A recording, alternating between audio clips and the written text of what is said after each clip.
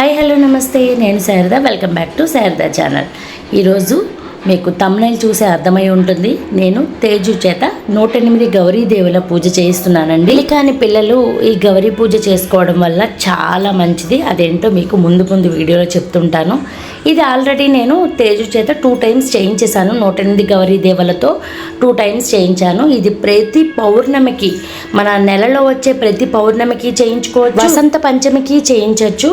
అంతేకాకుండా కార్తీక మాసంలో పౌర్ణమి, ఏకాదశి ఎప్పుడైనా కూడా చేయించుకోవచ్చు అనమాట. ఈ పూజా విధానం చెప్తాను రండి. దాంతోపాటు ఈ పూజ చేయటం వల్ల అసలు ఏంటి అనేది, ఎందుకు మంచిది అనేది కూడా మీకు నేను వీడియోలో చెప్తాను. ముందుగా ఇలా పసుపుని ముద్దలాగా కలుపుకుని 108 గౌరీదేవుల్ని చేసుకోవాలండి. ఇలా చిన్న గౌరీదేవుల్ని 108 చేసుకోవాలి. ఇది ముత్తైదువులు ఎవరైనా చేసుకోవచ్చు. అంటే తేజు చేసుకుంటోంది గౌరీ పూజ. తేజు చేత కంపల్సరీ చేయిస్తూ మనం సాయంగా పక్కన నేను కానీ ఇంకెవరైనా ముత్తైదువులు కూడా చేయొచ్చు అనమాట.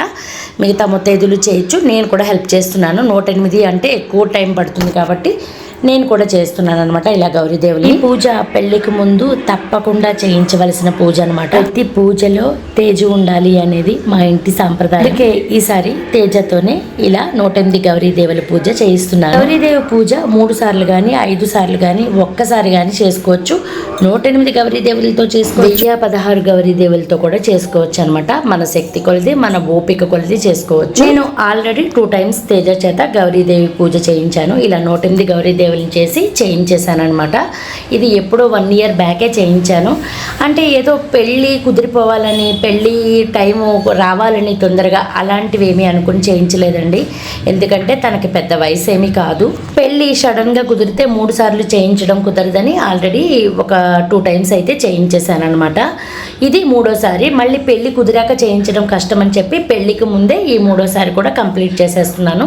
3 టైమ్స్ అనుకున్నాను, 3 టైమ్స్ కంప్లీట్ చేసేస్తున్నాను అనమాట. ఇలా కేవలం పూజే కాదు, మా తేజు జీవితానికి మంచి శుభారంభం అనమాట. ఎప్పుడు సౌభాగ్యవతిగా, సుమంగళిగా, ఆయురారోగ్యాలతో, సంతోషంగా, సుఖ సంతోషాలతో ఉండాలని కోరుకుంటూ ఇలా గౌరీదేవి పూజ చేయించాను. గౌరీదేవి పూజ చేయడం వల్ల చాలా మంచిదండి. ఆడవాళ్ళకి ముఖ్యంగా చాలా మంచి జరుగుతుంది.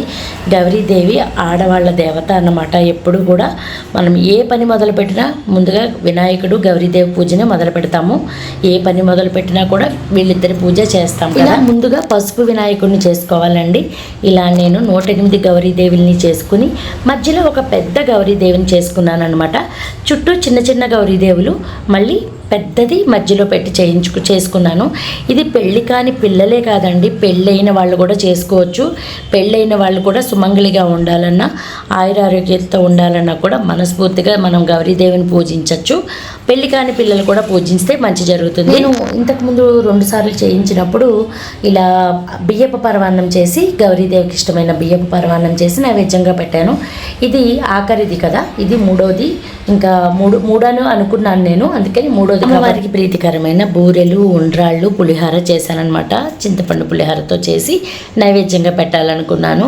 ముత్తైదుల్ని కూడా పిలిచి తాంబూలం ఇప్పించాలనుకున్నాను. అమ్మవారికి తేజుతో జాకెట్ ముక్క తాంబూలం పెట్టించానమాట. గౌరీ అష్టోత్తరం అంతా కుంకుమ పూజే, మొత్తం అంతా గౌరీదేవులకు చుట్టూ కుంకుమ పూజ చేయాలి. ఒక్కొక్క మొత్తం ఇటు అటు కూడా చేయాలి గౌరీ పూజ.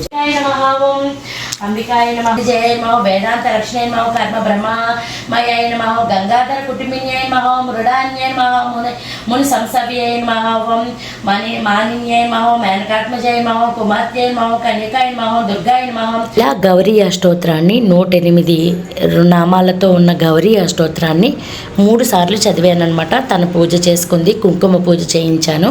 మొత్తం అన్ని గౌరీదేవులకి కుంకుమ పూజ చేయించాను. 108 గౌరీదేవులకి 3 సార్లు గౌరీదేవి అష్టోత్తర శతనామాలు చదివాను. ముందుగా వినాయక అష్టోత్తరం చదువుకోవాలి.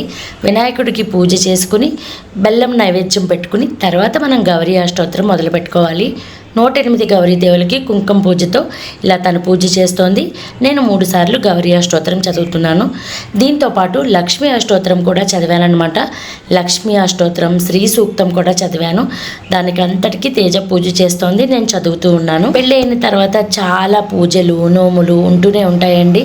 పెళ్ళికి ముందు చేయించే ఈ ప్రత్యేక పూజ వల్ల తన జీవితం బాగుండాలని మనస్ఫూర్తిగా, ఒక తల్లిగా మనస్ఫూర్తిగా కోరుకుంటున్నాను. అనుకున్న 3 వారాలు చాలా సక్సెస్ సక్సెస్ఫుల్గా చాలా బాగా జరిగాయని గౌరీదేవిని ప్రార్థించుకున్నాను. చాలా బాగా జరిపించింది ఆ అమ్మవారు. పెళ్ళికి ముందే టైం ఉండటం వల్ల పెళ్ళికి ముందే ఇది నేను కంప్లీట్ చేయించేసాను తేజ చేత. ఎప్పుడో అనుకున్నది ఇప్పుడు కంప్లీట్ అయిపోయింది కూడా ఇక్కడతో.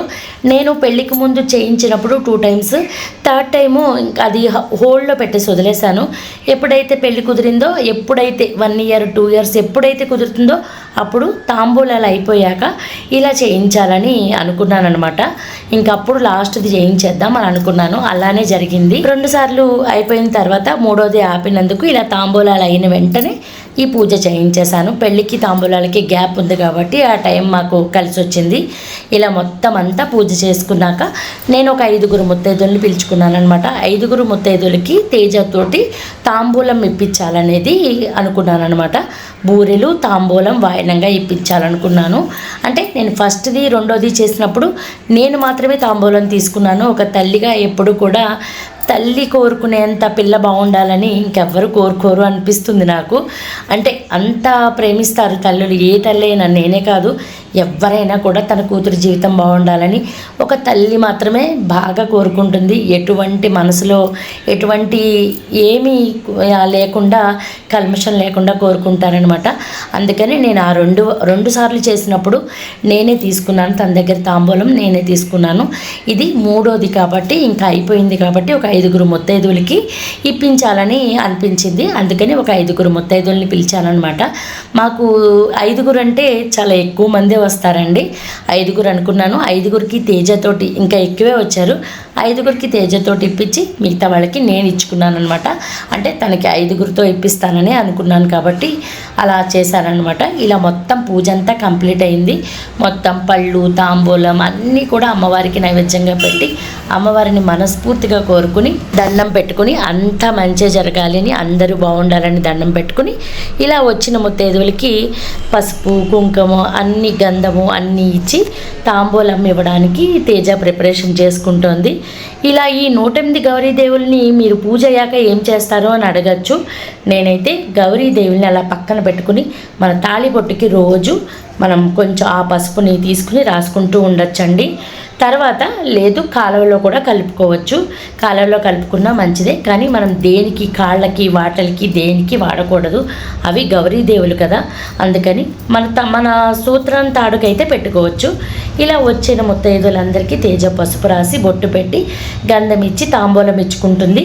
ముందుగా నాకు ఇచ్చుకుందనమాట. ఎప్పుడైనా ఏ పూజ చేయించినా మొదటిగా తల్లికి వాయనం ఇచ్చుకోవాలండి. తల్లి తర్వాత మిగతా ముత్తైదులకి ఇచ్చుకోవాలన్నమాట. ఇలా మిగతా ముత్తైదులందరికీ కూడా తను తాంబూలం ఇచ్చుకుందనమాట. చాలా శ్రద్ధగా, చాలా ఓపికగా, చాలా నేర్పుగా చేసింది. పెళ్ళికి ముందే పిల్లలు ఇంతలా చక్కగా పూజలు అవి చేస్తుంటే చాలా ఆనందంగా ఉంటుంది.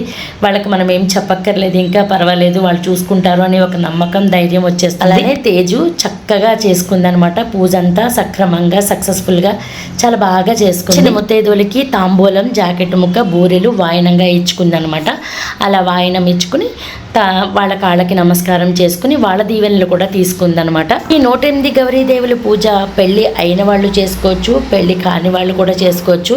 పెళ్ళి కాని వాళ్ళు చేసుకోవటం వల్ల ఏంటంటే పెళ్ళిలో ఎటువంటి విఘ్నాలు లేకుండా ఉండి ఆ గౌరీదేవి అనుగ్రహం, గౌరీదేవి కృప ఆ పెళ్ళి కాని పిల్లలకి ఉంటుందని చెప్పి పెళ్ళి కాని పిల్లలకి చేయించడం మంచిదని చెప్పాను. గౌరీదేవి అనుగ్రహం అందరికీ కావాలి, ప్రతి ముత్తైదువులకి కావాలి కదా.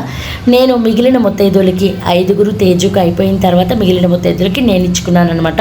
ఇలా చేయాలండి గౌరీదేవుల్ని. ఇలా మొత్తం అంతా గౌరీదేవి ఏ షేప్లో ఉంటుందో అదే షేప్లో ఈ గౌరీదేవిని చేసి చుట్టూ బొట్లు పెట్టుకోవాలన్నమాట. ఆ గౌరీదేవికి చుట్టూ బొట్లు పెట్టుకోవాలి. వినాయక పూజ చేసిన తర్వాత ముందుగా పసుపు వినాయకుడిని పూజించి తర్వాత ఈ గౌరీదేవిని పూజించాలన్నమాట. గౌరీ అష్టోత్తరం, లక్ష్మీ అష్టోత్తరం, శ్రీ సూక్తం, మీకు ఇంకా ఓపిక ఉంటే ఏ కనకధార స్తోత్రం కూడా చదువుకోవచ్చు. ఇవన్నీ చదువుకుంటూ పూజ చేసుకోవాలన్నమాట. ఆ రోజు ఉల్లిపాయ తినకూడదు, రాత్రి భోజనం చేయకూడదు అనమాట. ఇది ఈ పూజా నియమం. ఇలా నేను తేజు చేత పూజ చేయించాను. ఈ పూజ ఎలా ఉంది అనేది మీరు కామెంట్ సెక్షన్లో చెప్పండి. మీకు ఎవరికైనా ఈ పూజ గురించి తెలిస్తే కూడా కామెంట్ సెక్షన్లో చెప్పండి. మన ఛానల్ని కొత్తగా చూస్తున్న వాళ్ళు సబ్స్క్రైబ్ చేయడం మర్చిపోకండి. ఇలాంటి మంచి మంచి వీడియోలు మీ ఫ్రెండ్స్ అండ్ ఫ్యామిలీతో షేర్ చేసుకోవడం అస్సలు మర్చిపోకండి. Thank you for watching.